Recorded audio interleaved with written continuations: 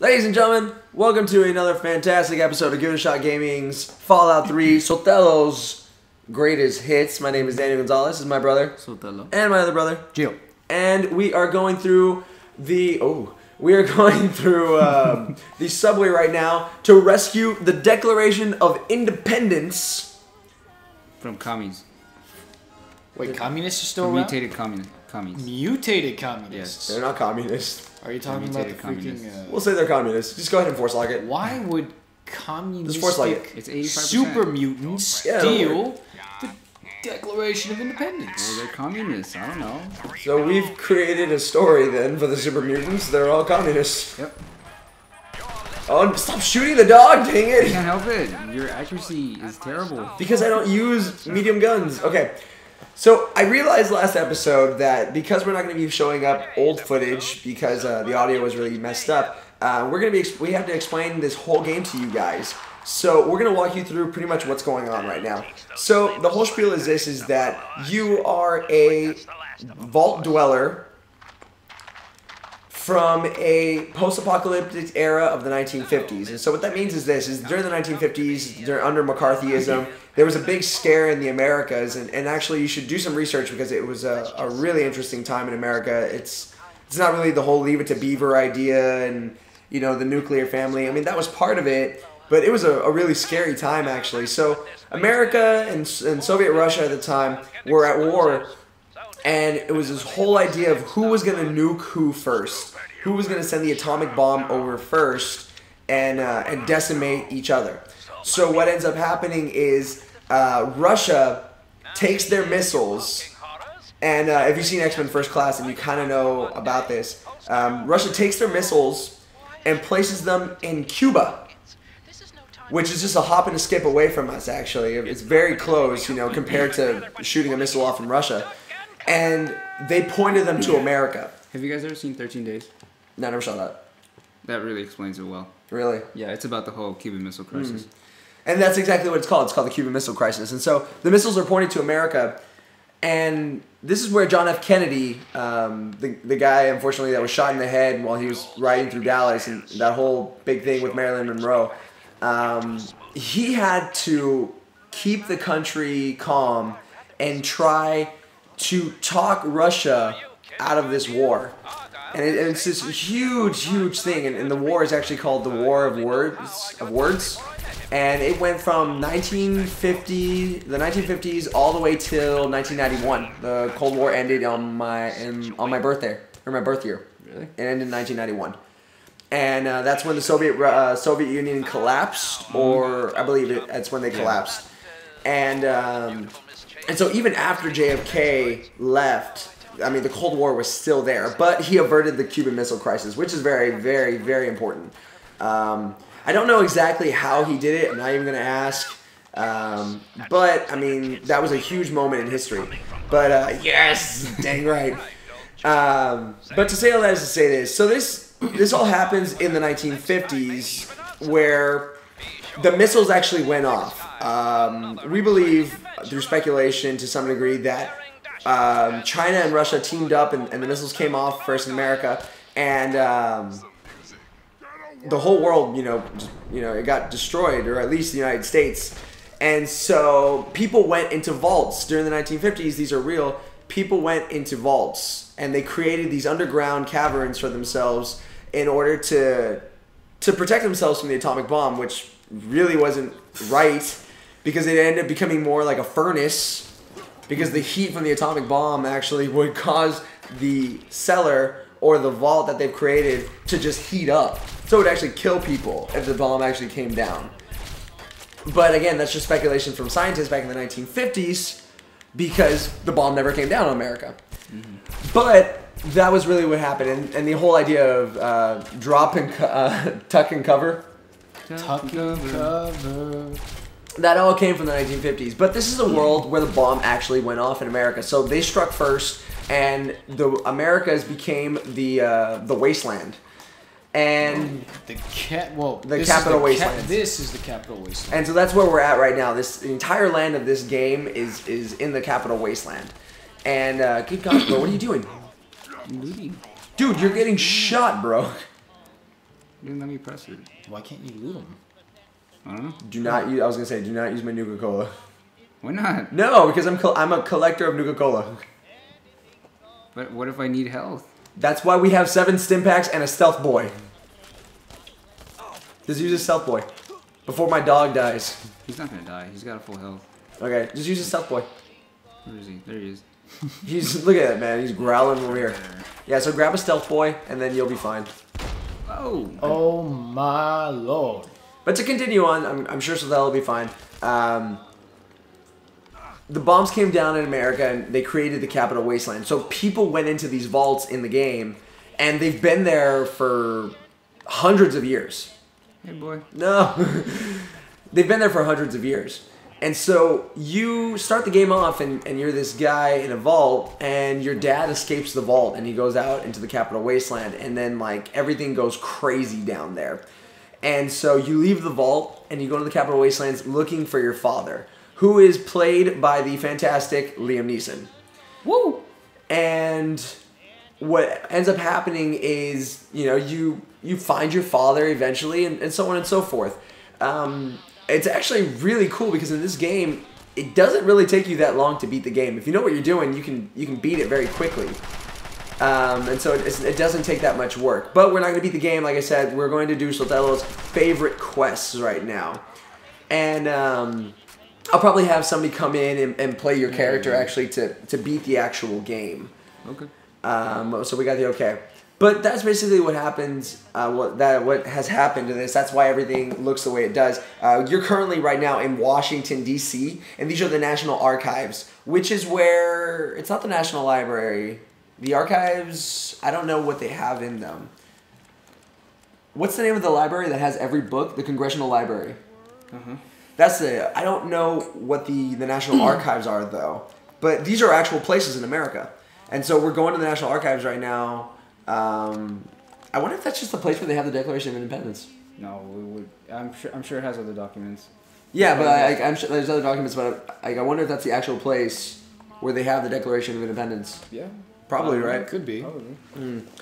But that's it in a nutshell. That's the story in a nutshell. You're trying to find your dad in this post-apocalyptic world, and everything's set in the 1950s, or set in the 1950s. We're not in that year because the bombs went off during the 1950s, and so humanity just kind of stayed there. So the music is from the 1950s, the styles from the 1950s, the speech and stuff is around the 1950s, and so that's what's going on right now with the story. If you look right now, though, it's a first-person game. You play it like you're playing any first-person shooter, and you've got some interesting things here on the HUD. A HUD is your main screen, and it's got all of this stuff on it. So the bottom left is your HP, and so every single one of those little bars is a measure of HP. no. What's up? Yep, that's Master. Wait. Okay, so what you're going to do is this. Shh, I got this. All right. I was going to say, use a stealth boy. No. Oh! It's because he's got melee weapons. All I have to do is back away. Dog meat's gonna get in the way. No, my gosh. Can you call dog meat or something? I don't know. Wow, he's tanking that, though. Take it. Dog meat.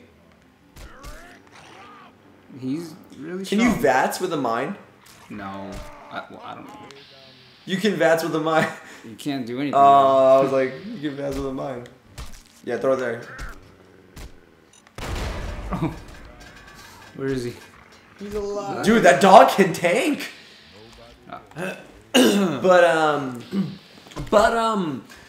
So those are your... Ow! Okay, so now we see another interesting part of the HUD.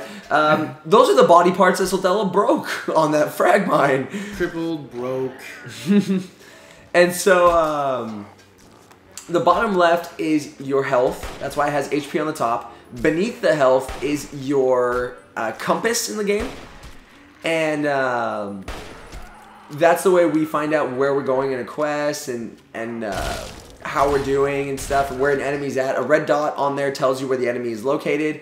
And go ahead and disarm it and pick it back up. There we go. I think there's a couple more. No, I think they blew up, right? 160 rounds. 172. But Dang. let's see where we're at. Okay.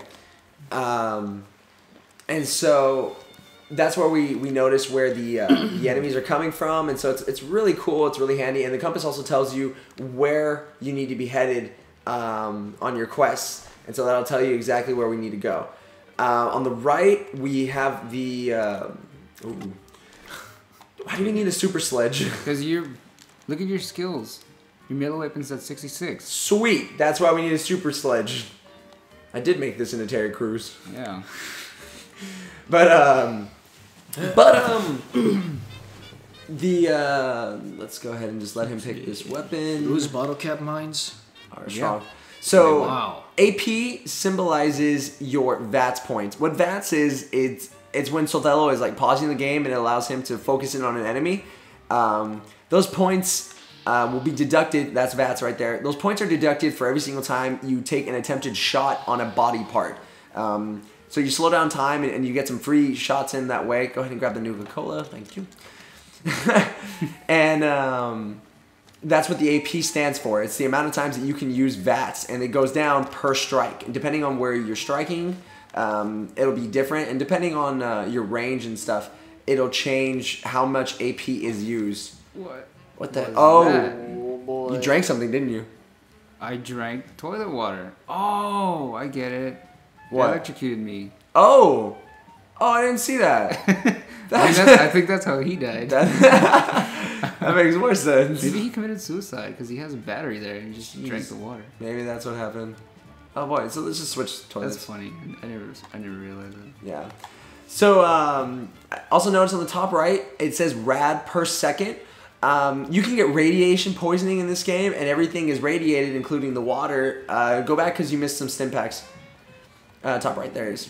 No, I already got it. Oh, I'm sorry, excuse me. But you can get radiated. Oh, that guy's nice. You can get radiation poisoning in this game, and you can heal yourself by drinking water and instead of using like stim packs, which are essentially like, I don't want to say adrenaline. I don't know what it is, but they just heal you. But instead of doing that, you don't have to waste it. You can just use water, but you run the risk of becoming irradiated. And the more you're irradiated, the weaker you get. And the weaker your body gets, and the less your endurance is, and the less weight you can carry, so on and so forth. It's not good. But the cool thing with my character is I've designed him to survive off the wasteland. And so he's got a bunch of perks, actually, that enable him to get benefits from radiation. And so it's not too bad having a little bit of radiation with future Terry Crews here. But to continue on, just to finish it off, because we're about to end this episode. Let's see, you're going to use a bottle cap mine? Yep. But we're saving that for nasty people, and you're going to kill my dog that way. No, I'm not. You're going to kill my take dog. it. Jesus, please don't let my dog die. You see, he's fine. Hey. Huh. Get him. He's a trooper. Freaking mutant dog. Good boy. Bad dog meat. No. Very bad. Goodbye. Goodbye. Let's see. So, thank God, frag grenades.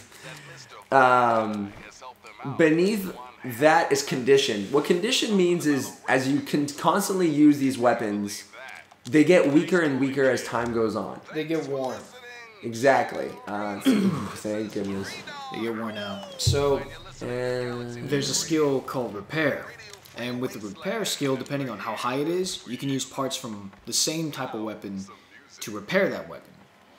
And obviously, the better the condition, the more effective it is. And when the condition's all the way down, if it's a gun, accuracy will come down as well as attack.